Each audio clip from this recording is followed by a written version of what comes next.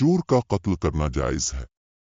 हजरत अली अलैहि अस्सलाम ने इरशाद फरमाया, अगर तुम्हारी घर में कोई ऐसा चोर दाखिल हो जाए जो लड़ने पर आमादा हो तो इसको कत्ल कर दो, कोई परवाह ना करो, इसके खून का मैं जवाब दे हूं।